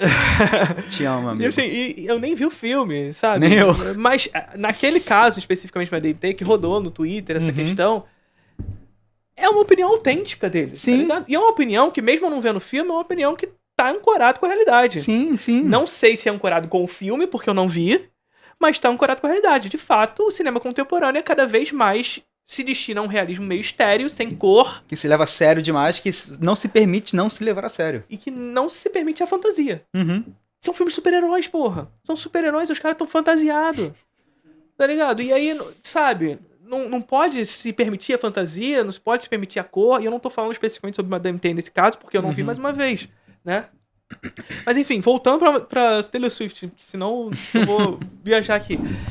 A indústria da cultura ela funciona muito nesse lugar, né? O artista ele precisa estar sempre em voga. Uhum. E é muito o que acontece no mercado fonográfico, mas também funciona muito também no mercado do cinema e tudo mais. É esse negócio de que o artista não necessariamente ele faz mais o sucesso que tem por conta da música. Ele também é uma personalidade, uma celebridade, um influenciador. E aí você precisa estar na internet. E aí estar na internet eu não tô dizendo nem no canal dele, mas tá sempre nos canais de fofoca, tá sempre divulgando as críticas positivas, pra tá sempre ali, né? Então, vai muito nessa direção. Mas esse caso da Taylor Swift abriu margem pra um tweet de um outro maluco lá, que eu esqueci o nome dele. Maluco lá é jeito de falar de carioca, tá? Pelo amor de Deus. Aquele brother lá. Que falou justamente... É o fim da crítica? Sim. O tweet dele era perguntando isso. Partiu muito desse lugar. E desse tweet surgiu um monte de coisas, assim, absurdas, de críticos, colegas nossos, que, assim... Que isso, gente? Teve a Raíssa, um beijo pra Raíssa, a crítica muito boa, que ela falou que ela fez uma crítica negativa de um filme brasileiro e o ator falou que ela fez mal para o psicológico dele. Gente. E ele falou pra empresa onde ela trabalhava que ela não poderia mais escrever pra lá. E até eu tenho um caso que eu não vou falar muito, porque, enfim, pra não expor pessoas, mas eu falei mal de uma obra de um artista brasileiro. E ele conseguiu meu telefone, me ligou e ficou meia hora me explicando pra dizer por que eu estava errado de achar a obra dele ruim. Eu, entendi, cara, entendi. Ele, não, mas você não entendeu o conceito, blá, blá, blá. Gente, deixa o cara não gostar da parada, porra. Sim, caralho. E é importante que haja essa pessoa falando do seu filme. Exatamente, exatamente. É importante que o seu filme é bom pra ele crescer positivo. Como artista, porque ele só quer tapinha nas costas e vai fazer a mesma coisa pra sempre, porra. E esse filme que só recebe positivação o tempo inteiro é esquecido. Não é lembrado. Se o Taika Waititi tivesse apanhado o suficiente da crítica por causa do Jojo Rabbit, ele provavelmente teria feito um filme bom depois disso, sabe? Talvez. Não sei, porque... É difícil, né? É difícil. Dali é difícil. De onde você não espera que não vem nada mesmo. Aquele negócio, pode ser que surja? Pode, mas eu acho que é difícil. Enfim, mas são histórias que eu li ali, que gente, meu Deus, como é que... Sabe, não pressupor que a crítica ela tem esse ofício de fato para que o debate possa se ampliar. E eu acho que isso também é culpa da crítica, de se colocar nesse lugar de não dizer onde é o limite entre o trabalho dela e o trabalho de outras pessoas de outros ofícios, sabe? Mas qual é a grande questão? Eu acho que a crítica tem esse lugar de ter que delimitar o seu lugar, né? Só que, mais uma vez, né, Matheus, a gente é antissistêmico. Quando eu digo isso, assim, é porque a gente não tá atuando... Porque quando a gente está junto com o mercado, a gente deixa de ser, de certa forma. A gente vai virar o guia de consumo, né? E aí, enfim, até onde a gente pode medir a culpa da crítica se a gente é tão pequeno nesse lugar? Não, eu acho que a culpa da crítica é interna. É de permitir que mais pessoas não saibam fazer essa divisão, porque isso na crítica não foi suficientemente discutido, sabe? Sim. Eu acho que isso faz muita falta. Eu acho que a crítica hoje, pelo menos os críticos que a gente tem contato e tal, em geral, não todos, têm uma dificuldade muito grande de reconhecer os próprios erros da crítica. Eu não falo de achar um filme bom ou ruim, mas de identificar, tipo, por que o nosso ofício está em crise? O que podemos fazer quanto a isso? E não simplesmente vamos todo mundo fazer propaganda de filme. Sim. E também não negar novos formatos e tudo mais. Com certeza, Isso com certeza. Muito importante. É a mesma história do Elias Jabbour indo no podcast do Monark. Sim. Gente, se ele não for, só vai ter incel e maluco que acredita que a Terra é plana lá, pô. Tem que ter alguém pra fazer um contraponto. Do Monark eu acho que eu não iria, não. Eu não iria, mas o Elias Jabbour ter ido eu achei muito legal. Sim. Mas eu acho que é forte demais pra mim. Cara, eu vou dar até outro exemplo muito bom. Também não vou falar quem é a pessoa, mas um crítico do YouTube, não é uma pessoa muito famosa também, que ele tava fazendo uma crítica em vídeo sobre um filme da Sony. E aí tinha um pôster gigantesco do filme atrás.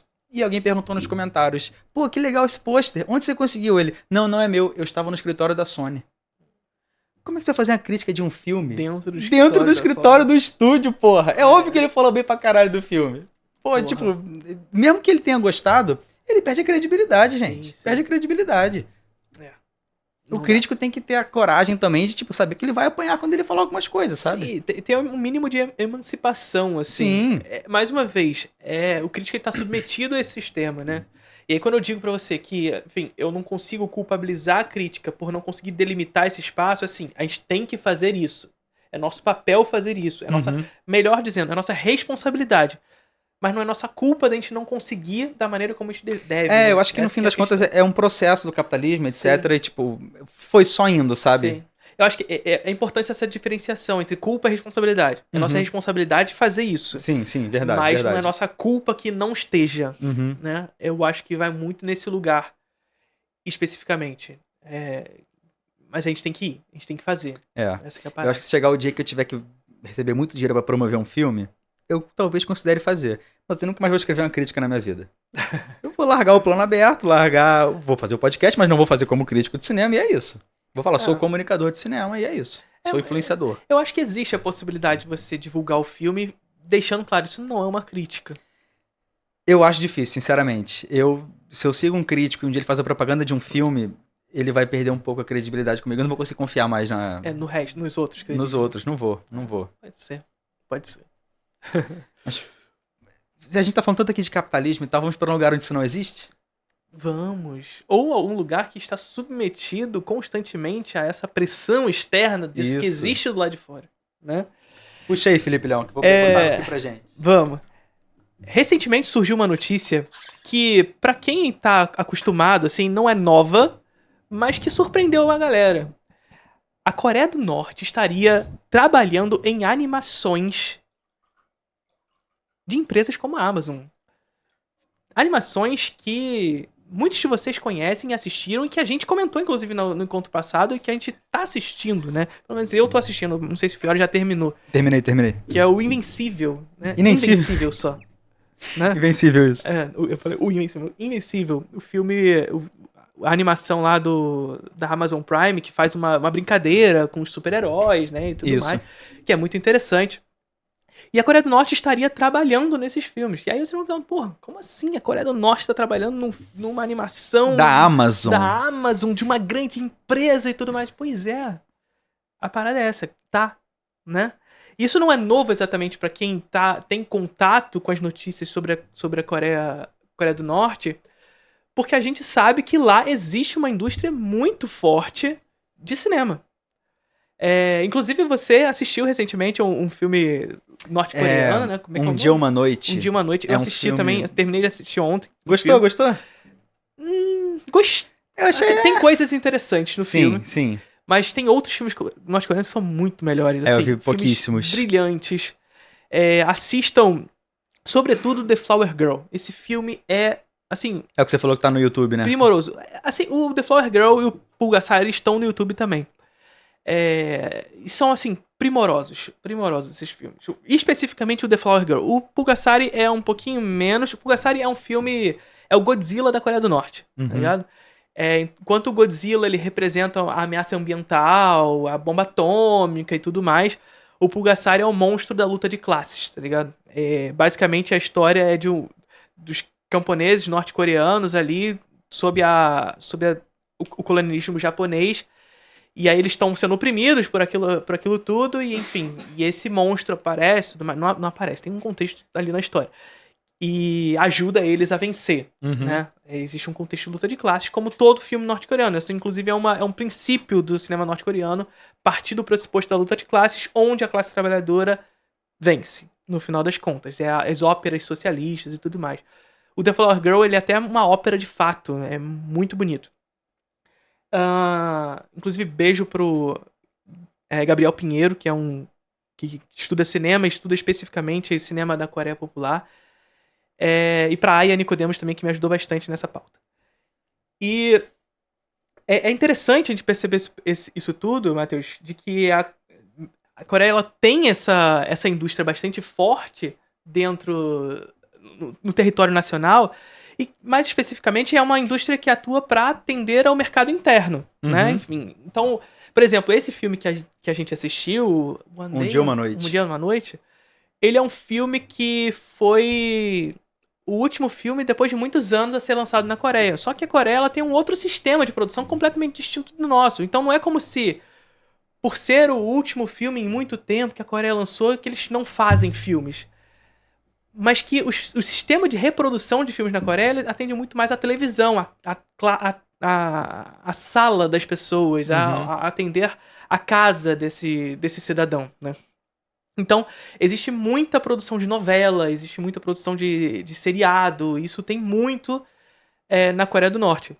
E filme é muito mais espaçado. Tem um outro filme também que é muito legal, inclusive pra desmistificar alguns espantalhos da Coreia do Norte, que é o Irmãos e Irmãs do Norte. Ele é um filme que é de uma diretora sul-coreana. E assim, sul-coreanos tendem a ter uma impossibilidade de conseguir entrar lá, só que ela é uma sul-coreana com passaporte alemão. E por ser alemã também, ela consegue entrar na Coreia do Norte. E na Coreia do Norte, ela faz um documentário mostrando a vida do coreano. E assim, um documentário muito legal. Porque é um documentário em que ela vai mostrando, de fato, as paradas, assim. E mostrando que a Coreia do Norte é um país normal. Sabe? As coisas acontecem, tem padaria, sabe? Tem padaria. É tão normal que é chato. Porque você vê uns youtubers de viagem, às vezes um outro entra na Coreia do Norte e ele fala como se fosse tudo super secreto. Sim. Eu estou numa grande maquete, tudo é falso, tudo é feito pra me convencer de que é um país real. Tipo, pô. E outros que a gente... Você não é tão especial, né, pro país inteiro querer te convencer, do cara. Nada, assim, né? E aí e outros que você vê assim entrando e sabe, caramba, eu achava que ia ser uma outra coisa, é uma coisa normal. Sabe? As pessoas estão andando na rua. Sabe? E as pessoas esperam o quê? Que as pessoas não andem na rua, sabe? Então, e assim, tem uma indústria muito legal lá, assim, muito consolidada para atender esse mercado interno, especificamente. Mas também existe uma questão geopolítica aí, envolvendo isso. Pô, o que você tá falando aí? A indústria da Coreia do Norte, ela atende ao mercado interno. Como é que tá fazendo a Invencível? Como é que essa indústria tá fazendo Invencível, né? E um pequeno spin-off é curioso porque Invencível é uma série que a segunda temporada demorou muito pela dificuldade de fazer a animação no tempo que eles precisavam. Não que seja uma animação muito complexa, porque não é, mas no tempo que eles precisavam eles tinham muita dificuldade, sabe? Sim. Então, curioso que eles tiveram ajuda externa da Coreia do Norte. Pois é. Então, e isso é brilhante você trazer essa questão, Matheus, porque nós vivemos hoje num mundo onde a divisão internacional do trabalho é completamente distinta. Então o trabalho ele não é mais centralizado numa nação, né? Então o Invencível não deveria, pelo menos, ser surpresa pra ninguém que ele não é produzido exclusivamente nos Estados Unidos. O iPhone não é feito nos Estados Unidos, gente. Nada americano é feito nos Estados Unidos sem uma peça chinesa, pelo menos, porra. Então existe uma dinâmica que impõe uma divisão internacional do trabalho, porque você vai encontrando possibilidades no mundo pra baratear essa produção, inclusive. Né? E isso acontece em todas as produções dos Estados Unidos. Não é exclusividade de Invencível. A surpresa disso tudo é ser a Coreia do Norte. Supostamente, a grande surpresa é com relação a isso. Só que aí vocês vão perguntar, tá, sério que os Estados Unidos foram lá na porta da Coreia do Norte pra bater e pedir? Não. Aí que tá a questão. Esse que é o grande barato. Eles não foram na Coreia do Norte pedir por isso. A Coreia do Norte é um país sancionado. É um país com uma série de barreiras comerciais por conta disso, por conta dessas sanções. Mas eles driblam essas sanções. Porque naquela localidade geopolítica ali, eles têm parceiros comerciais muito importantes. China, Rússia. China e Rússia. Sobretudo China e Rússia. Então, basicamente, o que eles fazem, muitas aspas no que eu vou falar aqui, é usar a China e a Rússia como laranja. Então, eles usam a China e a Rússia como intermediários para produzir nota. Então eles fazem o trabalho, fazem uma nota chinesa e realizam o trabalho. Tá ligado? Então assim... É o cara que não tem o MEI pedindo pro primo emitir a nota pra ele. É isso. E aí a dinâmica de importações e de exportações da Coreia do Norte funcionam sobretudo com relação a isso. Eu inclusive falei pra você no WhatsApp quando eu trouxe essa parada pra você, e a Aya tava me contando que lá na Coreia do Norte o jogo de computador mais jogado... E sim, tem computador na Coreia do Norte... Diga-se de passagem, o jogo mais jogado é CS. Tá ligado? CS 1.6, aquele CS classicão. É o jogo mais jogado. Eu fico pensando, cara, imagina os coreanos jogando a fase Rio lá. Tá ligado? Porra, foda, muito foda. Muito foda. E... Por quê? Porque é um jogo fácil de se trazer, é um jogo que dá pra jogar na intranet deles lá e tudo mais. E eles pegam essas paradas por intermediários. Você vai nesses vídeos dessa galera que viaja lá, você vê as marcas lá. Você vê, a galera traz. Chega mais caro, evidentemente, porque tem que ser trazida pelos intermediários, mas chega. Aí vocês vão perguntar, mas e a China e a Rússia não sofrem sanções por ajudar a Coreia do Norte? É a China. É a China, amigo. Quem vai meter sanção na China, porra? Ninguém vai meter pau na China, gente. Se mete sanção na China, quebra o mundo. Exatamente. Não é como se estivesse metendo sanção em Cuba, tá ligado? Venezuela. Não esquece, assim. é outra parada. É outra coisa. Então, as pessoas sabem que a China é intermediária da Coreia do Norte. As pessoas sabem. Mas elas não vão meter o louco com a China. Simplesmente isso. Então, sim, a Coreia do Norte está atuando nas animações de produções da Amazon e outras. Não só. Isso acho que a gente sabe, né? Porque, tipo, deve ter muita coisa de produção ainda rolando que a gente também não sabe. Sim, é porque é isso. As coisas. Elas ficam mais internas, porque, enfim, é um país fechado por conta de tudo que tá do lado de fora, né? Enfim. Quando a gente fala da Coreia do Norte ser um país fechado, as pessoas falam, a ditadura, a Coreia tá tudo fechado. Não, gente, se eles abrem, acaba. Acaba a experiência socialista no país. Então é um país que precisa ser fechado. É um país em constante ameaça de invasão. Em constante ameaça de invasão. Não poderia ser diferente no caso deles, né? Mas eles precisam agir nesse sentido. Então eles usam esses intermediários. Inclusive, hoje é um país autossuficiente nesse sentido. É um país que produz suas próprias coisas, exporta suas coisas para os seus parceiros comerciais, especificamente, e mais especificamente, Rússia e China, mas também para outros, através desses intermediários. Inclusive, exportar cinema. Quem diria, né? Puta que pariu. Quem diria? É isso. Hoje vamos fazer diferente do nosso último encontro, apesar de não termos ao vivo ainda. Ainda. Vamos ter muito em breve. A gente não tem o ao vivo ainda, isso significa que a gente não vai responder superchats especificamente, mas a gente abriu uma caixinha de perguntas no nosso Instagram e vamos responder algumas dessas perguntas agora pra vocês, né? Exatamente. Então vamos lá. O que temos aqui? Bastante pergunta chegou, hein? Eita caramba. O quê? Vamos selecionar aqui.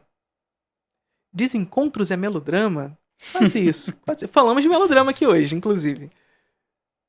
Já temos Spotify? Estamos no Spotify. Inclusive, dica-se de passagem, curte aqui embaixo, deixa seu like, se inscreve, ativa o sininho, compartilha com a galera toda. Vamos fazer com que esse nosso segundo episódio seja como o primeiro. Pô, foi sucesso. Sucesso. Então vamos fazer isso acontecer também. E estamos também no Spotify, tá bom? E nas outras redes de áudio. Você viu alguma pergunta específica, Matheus? Tem muita pergunta boa. A gente vai ter algum recorte ou a gente, tipo, essa pergunta aqui é interessante? Manda qualquer. Tá, vamos lá. Nessa geração, pode existir um diretor igual ao Hitchcock? Cara, eu tava olhando exatamente essa aqui também. Não. Não pode, e não é porque o Hitchcock é foda pra caralho. É porque o Hitchcock é um produto do seu tempo. Perfeito. Tem que existir um novo cineasta que dialogue com o seu tempo, com o seu momento do cinema, do mundo, etc, etc. Sim. Perdão, te interrompi, a pergunta era pra você. Não, é pra nós. Não vai existir um outro Hitchcock, é perfeitamente como o Matheus disse aqui. E eu estendo isso para outros cineastas e outros históricos do cinema brasileiro e mundial. Muito me perguntam também, Matheus, por exemplo, se a gente tem que lutar por um novo cinema novo, tem que lutar pela volta da pornô chanchada, do cinema marginal e tudo mais. Não temos. Nós devemos sim olhar para a nossa história, porque a história é fundamental para construir o presente nesse sentido. Mas não significa dizer que a gente deve olhar para a história para repeti-la. Exatamente. Tipo, por exemplo, um dos maiores autores ali da pornô chanchada foi o Neville D'Almeida, diretor maravilhoso. E eu já vi ele dizendo que odiava muito um certo cineasta mais jovem que faz filme de pornô chanchado hoje em dia, sabe? Pornô chanchado não, mas ele copia um pouco a estética da Boca do Lixo, sabe? Ele detesta as coisas de playboyzadas, caralho. Tipo, é isso, porque não é algo que está dialogando com o tempo presente na opinião dele. E aí isso serve pra tudo. É que nem quando a pessoa fala, pô, esse filme se fosse lançado hoje todo mundo ia gostar. Cara, não, esse filme não ia existir hoje. Esse filme existe daquele jeito porque ele foi lançado naquele momento, naquele contexto sociopolítico-cultural, pô. Sim. Toda técnica tem idade, toda técnica é meio e, portanto, pressupõe um trabalho específico para gerar um fim. Esse trabalho e esse meio tem idade, possuem suas rugosidades que marcam esse filme, portanto, no seu tempo. Não existe filme datado, quer dizer, existe filme datado porque todo filme é datado. Exatamente. Essa é a parada. Não existe clássico atemporal. Não existe clássico atemporal porque todo filme é fruto do seu tempo. Exatamente. Essa é a parada. Não existe também clássico instantâneo, aí tem que fazer miojo, não tem É jeito. isso, não existe filme miojo. Perfeito. Mas se você quer um Hitchcock, veja o Shyamalan. Então, assim... não é Brian nem de isso. Palma. Vê o cinema. É. Porque, assim, de certa forma, o cinema contemporâneo... O cinema depois de Hitchcock... Tá ali o outro, Hitchcock. O Hitchcock tá ali dentro desses filmes. Não tem muito jeito. É isso. Vê Brian De Palma, vê o Shyamalan, vê Paul Verhoeven, vê Paul Schrader. Hitchcock tá ali em tudo. Exatamente. Até Retrate uma Jovem Chama, você vai ver Hitchcock. Ótimo filme, inclusive. Mas não amo tanto quanto você, não. Olha só. Mas eu gosto bastante.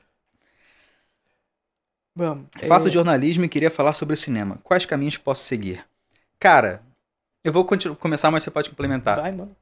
Fala. Só começa de algum lugar. Eu sou crítico há 9 anos. Eu era muito ruim quando eu comecei. Eu conheci o Felipe porque ele tinha o site Cineplot e um amigo meu, Leonardo, que foi quem apresentou a gente, escreveu pro Cineplot. Sim. E o Felipe viu uma crítica minha muito ruim e veio trocar ideia comigo e tal, e a gente ficou amigo. E tipo, é isso, você vai começar, você não vai ser bom. Sim. Começa gostando de filme, vendo filme, escrevendo sobre o filme. E aí você começa a pesquisar, estudar, etc. Mas estuda a história do cinema, mais importante que isso, história da arte, melhore sua escrita, sua leitura, enfim. Isso tudo você só vai melhorar na prática mesmo. Não tem jeito, Não na tem- prática. Não dá, é aquele negócio. Isso vale tanto pra virar crítico como pra qualquer outra coisa. É. Será que eu tenho que esperar o momento certo pra assistir esse filme? Quem Não. espera não faz. Quem espera não faz. Assiste. Mas eu não entendi. Tá bom, o filme tá disposto pra você revê-lo. Exatamente, ele não vai Espera. esperar. Espera 3 anos e vê de novo, sabe? Não Com tem certeza. problema. E a crítica, assim, você só vai praticar, você só vai melhorar a sua prática escrevendo. E não é escrevendo e guardando pra você. Porque é claro que você vai melhorar um pouquinho a prática escrevendo e guardando pra você, mas é escrevendo e dispondo pra crítica dos outros. Exatamente. E tem que estar aberto pra Tem que isso. estar Eu tenho um aberto, amigo, não o tem Thiago jeito. Dantas, que eu conheci ele porque fiz uma crítica muito ruim. E ele comentou, cara, seu texto... Eu não conheci ele surgiu como um hater. Seu texto tá muito ruim por isso e isso. Eu, porra, mas você tem bons argumentos. Mas isso, a gente começou a discutir. E ele me convenceu.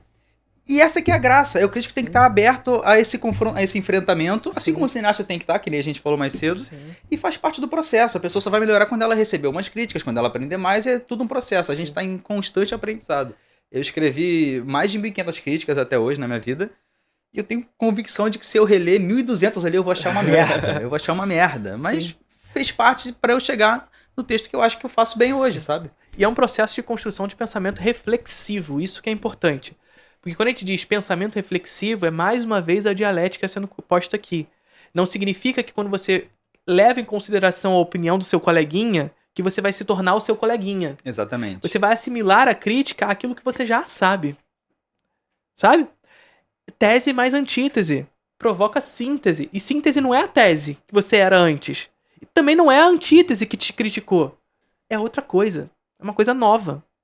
E é por isso que você deve estar aberto à crítica. Quando você dispõe o seu gosto ao mundo, você tem que estar aberto a essa crítica que você vai receber para melhorar você e não se tornar outro. Né? Essa que é a grande parada. Mas eu acho que a pergunta dele vai muito na direção do jornalismo, né? Se vale a pena fazer... Se fazendo jornalismo... É, porque teve até um outro rapaz que perguntou, Matheus e Leão, vocês entendem ser essencial ter uma graduação na formação de um crítico? Perfeito. Não. Não. A crítica é um ofício autodeclarado. Né? Exatamente. E sendo um ofício autodeclarado, isso não significa dizer que você possa ser vagabundo, né? No que sentido? É um dever mais ético de você Sim. se comprometer com você mesmo e com o cinema, de você buscar o conhecimento e continuar estudando, até porque a faculdade vai te dar conhecimento por 4 anos. O crítico não para de aprender nunca. Se ele para, ele vira um mau crítico. Mais uma vez a dialética em jogo aqui, né? É Perfeito. tudo dialética, gente. É tudo dialética, não tem jeito. Mas, assim, é isso. Né? Você vai partir do lugar de que a crítica é um ofício autodeclarado, e sendo a crítica um ofício autodeclarado, isso não significa dizer que você... então eles me disseram que é autodeclarado, virei crítico agora. Sabe? Não é assim que funciona. Você... Pra se autodeclarar quando você se forma na faculdade, você, no final, faz um juramento. Tá ligado? Que é basicamente um juramento ético e moral sobre o seu ofício.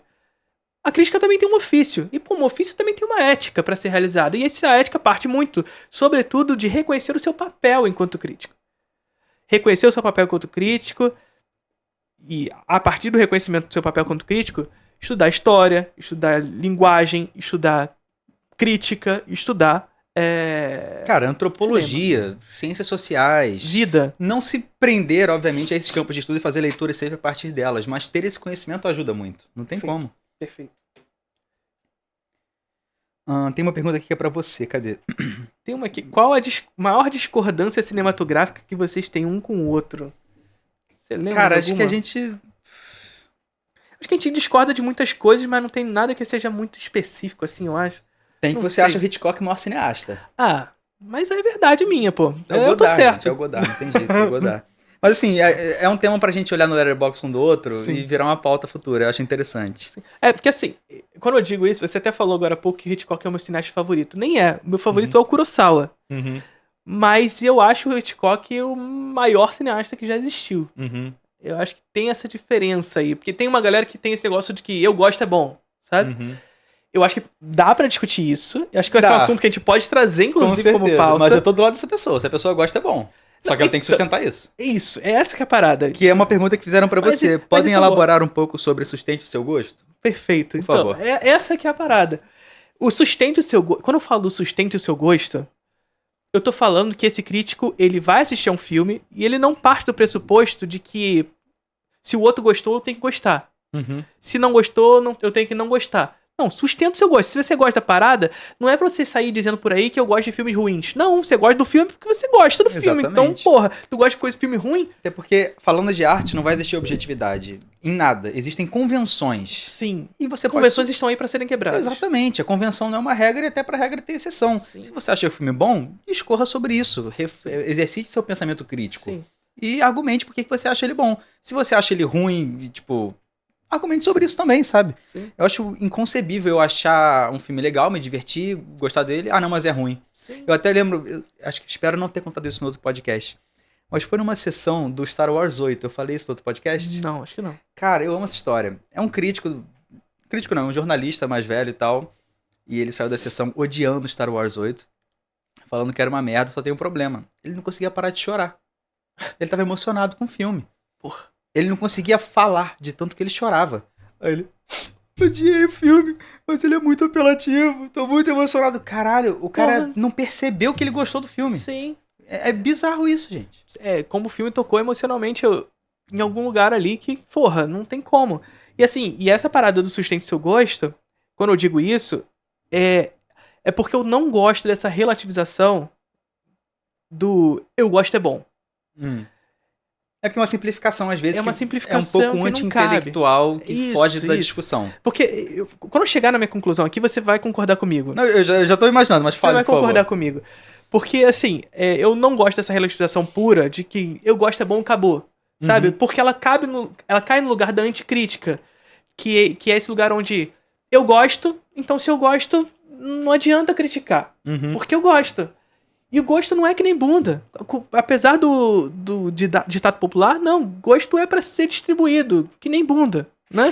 Então, vamos pra esse lugar, sabe? O gosto tá aí pra jogar pro público, pra estar disposto pro público criticar. Uhum. Então, sustenta o seu gosto pra que, ao sustentar o seu gosto, você jogue para o público o seu gosto e esse seu gosto seja criticado. Pra que a roda gire. Para que a dialética seja posta em jogo. E a partir disso, paradigmas sejam criados. Sabe? Então, quando lá em 1959 os críticos gongaram Vértigo, que Vértigo é isso, na época do lançamento foi gongado, foi flopado na crítica. A crítica bateu muito no filme. E não é exclusividade. Como era Verde Mil Vale, trocentos Sim, filmes. Um monte de filme caíram nesse mesmo lugar. Falaram que Hitchcock parou de saber fazer filme, inclusive. É uma parada louca assim mesmo. E hoje é um dos principais, se não o maior, um dos maiores filmes da história do cinema. E o filme só se tornou o que se tornou Por causa do tempo. por causa do trabalho no tempo, né? Porque houve o trabalho crítico no tempo pra discutir esse filme. É. É óbvio que ainda existe gente que não gosta de Vértigo. As pessoas estão erradas. Mas existem pessoas que gostam de Vértigo. Que não gostam de Vértigo. Mas existe um paradigma cinematográfico. E esse paradigma consolidou o Vértigo como um desses grandes filmes da história do cinema. Isso não significa... E quando a gente fala paradigma, né, Matheus? É dizer que paradigmas estão aí para serem quebrados também. E, portanto, é normal e necessário que haja aqueles que vão bater em Vértigo. Que Com vão certeza. negar Vértigo. Assim como teve eleição agora na cinefilia do Twitter dos melhores filmes dos anos 70. Sim. E muita gente ficou chateada que o Poderoso Chefão não Sim. pegou o top 10. Sim. Até tenho minhas críticas à lista, porque eu acho que troca um cânone pelo outro, mas é importante que o Poderoso Chefão também seja colocado em crise. Sim, E não a sim. gente aceitar que o maior filme de todos e acabou. Não, porra. Sim. Tem outros filmes bons, vamos falar sobre isso. Pô. E toda lista ela é fruto também do seu tempo. Com certeza. De com quem certeza. vota e de seu tempo. Sempre que vocês olharem para uma lista, procure saber quem tá votando, o recorte e especificamente o tempo. Existe um tempo específico que dita mais ou menos por que aquela foi a escolha daquele Com público. certeza. Né? O Gianni Dillman com certeza só ficou na posição que ficou por causa da lista da Sight and Sound, que trouxe toda uma revisão pro filme recentemente. Isso. E o filme é maravilhoso, não tô dizendo Isso, que ele não é. Isso não significa que não seja merecedor, mas... Mas não é porque É muito tem caro. The Deer Hunter, mas tudo bem. Mas é muito... É importante que a gente faça esse adendo de que, Sim. enfim, tá lá muito por conta... E assim, muito provavelmente Gianni Dillman estaria na lista, Sim, mas não necessariamente em primeiro. com certeza. com Essa que é a certeza. parada, né? E que, assim, entrou na Sight and Sound e na Sight and Sound entrou muito por conta também de uma nova cinefilia que busca resgatar um cinema de minorias e tudo mais, Exatamente. feito por mulheres, e que é importantíssimo se resgatar. Enfim, ou seja, uma lista também fruto do seu tempo, a Sight and Sound. Com né? certeza. Assim como foi a de 53, que elegeu Ladrões de Bicicleta num momento específico do surgimento Do do neorrealismo italiano. Enfim, toda lista é fruto do seu tempo também. Toda lista, qualquer coisa, na verdade, tem que ser analisada a partir de um contexto. Sustentar o seu gosto não significa falar o meu gosto é bom, acabou, eu não quero que você critique o meu gosto. Muito pelo contrário, é sustentar o seu gosto para ser criticado. Justamente porque quando seu gosto for criticado, no processo dialético, sua crítica sendo criticada e a crítica da crítica sendo criticada, nós teremos, de fato, a consolidação de paradigmas. E é esse paradigma que é o mais próximo que a gente tem de valores objetivos no cinema. Perfeito. Vamos pra saideira? Vamos. Deixa eu ver. Esse aqui é muito bom, mas eu acho que vale até uma pauta separada, então eu não lerei. Do Arthur Fernandes. Perdão, Arthur. Mas sua pergunta é muito boa. Só lê a pergunta. A gente Lê não a vai pergunta? responder, mas lê a pergunta. O que falta para o Brasil se tornar forte novamente na indústria cinematográfica? Isso é uma pauta Vamos. de... Vamos falar sobre isso no outro programa. É, Vamos. Excelente. muito boa essa pergunta. Inclusive, o Arthur ele já mandou essa pergunta algumas vezes. Eu só não respondi porque é impossível responder essa pergunta num story. É. Então a gente vai trazer pra pauta aqui. Ó, essa aqui não é importante, mas estavam de preto no primeiro programa e de verde nesse. Vocês vão sempre pra combinar a roupa? Não, foi um acidente nas duas Acidente. vezes, gente. Foi um acidente nas duas Diria vezes. Maya Deren, que Maya Deren tem um texto muito importante que reage ao André Bazin. O André Bazin faz um texto que ele fala sobre a realidade fotográfica, né? A autoridade fotográfica, ou seja, essa capacidade de mostrar o que está no imediato frente à câmera. E a Maya Deren se utiliza disso e fala sobre acidentes controlados. E é exatamente isso que a gente tá aqui. É um acidente controlado. Ó, vou ler duas curtas pra gente fechar. O Edu Venter perguntou se já temos no Spotify. Já temos no Spotify desde o lançamento. Sim. E a outra é mais bobinha, mas eu achei boa. Do Henrique Lor. Qual filme ou cena mais fez vocês chorarem e por quê? Eu gosto dessa. Diga você primeiro, que eu tenho que pensar agora. Cara, eu tenho algumas, mas eu acho que Chorar. a que mais me fez chorar é a última de Era Uma Vez na América, que é meu filme favorito, do Sérgio Leone, que é quando o personagem do Robert De Niro, spoiler vindo, escolhe se entorpecer de ópio porque ele não consegue mais lidar com a realidade. Ele só quer viver nos sonhos dele. E é o negócio mais lindo que eu vi na minha vida. Pra mim é o melhor filme de todos os tempos. É É isso. Uma Vez na América do Era Sérgio Uma Vez Leone. na América. O Oeste é melhor, tá? Não, é bom pra caralho também, mas não é melhor, não é melhor, não é melhor. É obra-prima. O Sérgio Leone recusou o Poderoso Chefão pra fazer Era Uma Vez na América. E é muito melhor que o Poderoso Chefão, porra. Eu também acho. Eu acho que Isso eu também aí. acho isso aí. Quebrando cânones, mas, Quebrando. por favor, seu filme, Felipe Leão. Meu filme que mais me fez chorar, cara, eu acho que isso aqui é uma questão de contexto também. Mas depois de virar pai, assisti Ladrões de Bicicletas. Porra. Foi muito pesado, muito forte. Porque assim, Ladrão de Bicicleta já era um dos meus filmes favoritos antes de virar pai. Uhum. Mas assim, era um filme que tava meio distante, assim, porque eu tinha visto, já tinha revisto em outro antes de ser pai. Mas eu não tinha ainda esse negócio. Aí foi pra uma aula sobre neorrealismo italiano que eu ia fazer, eu peguei pra rever pra essa aula. Porra, quando chegou naquele final, puta que pariu, eu não consegui segurar. Porque aquele final é uma coisa assim de desprendimento, do filho não reconhecer mais o pai enquanto o herói que é. E o pai concebendo isso. Naquele Nossa contexto, ele concebendo essa ideia. Nossa, muito pesado, muito pesado. Então, mas esse contexto foi muito bom. Eu até preciso botar contexto no meu também, porque tem muito contexto. O Era Uma Vez na América é meu filme favorito há, sei lá, uns 8 anos. E eu viajei com os meus melhores amigos para o lugar onde fizeram aquela cena icônica, que tem a ponte no fundo. Sim. E foi foda e tal. E é um filme muito sobre nostalgia, sentir falta dos amigos. Sim, e tal. Sim. E a vez que eu mais chorei na minha vida vendo o filme foi vendo esse filme na pandemia. Porque eu achei que não viria mais meus amigos. Caralho. Que é o que o Robert De Niro passa no filme. Então, sim, é verdade, o contexto é foda, né? Porra, forte. É do caralho. Forte. É isso, gente. Chegamos ao fim do nosso segundo desencontro. Não é nosso segundo encontro. Segundo encontro no Desencontros. Perfeito. Segundo encontro no Desencontros. Não deixem de curtir, de se inscrever, de compartilhar com a galera toda. Vamos fazer isso aqui virar, assim, um grande podcast de cinema aqui no Brasil. E, enfim... Grande programa de cinema de cinema aqui no Brasil, né? E compartilhe também os cortes. A gente tá lançando os cortes aqui no nosso canal também. Mande pros reacteiros todos reagirem aos nossos cortes de podcast. Enfim, essa galera vai gostar também. Então manda eles reagirem. Pede pro Luigi, que meu sonho é o Luigi reagir a um vídeo Olha meu. Só. Me zoando. Tipo, esse cara é uma cara de esquerda macho. Parece todas as mulheres do mundo. Tá vendo, Luigi? Vamos Quem leva esse cara a sério? Ô, Luigi, faça isso, por favor, te amo. E bota pra galera, não bota pra membros não, Luigi. Porra. Tá bom? Pode botar também que eu sou membro dele, pô. Aí, então tá aí. Pronto, tá aí decidido. É isso, galera. Tchau, tchau.